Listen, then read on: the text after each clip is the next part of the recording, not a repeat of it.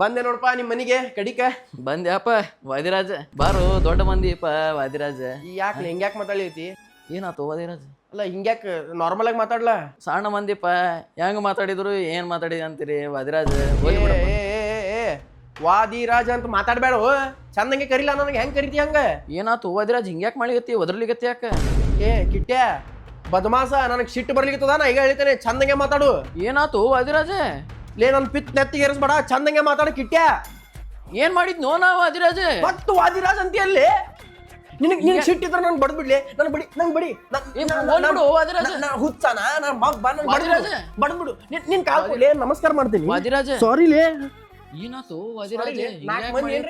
ಸಾರಿ ವಾದಿರಾಜ ಶಾಂತ ಆಗಿ ನೀನು.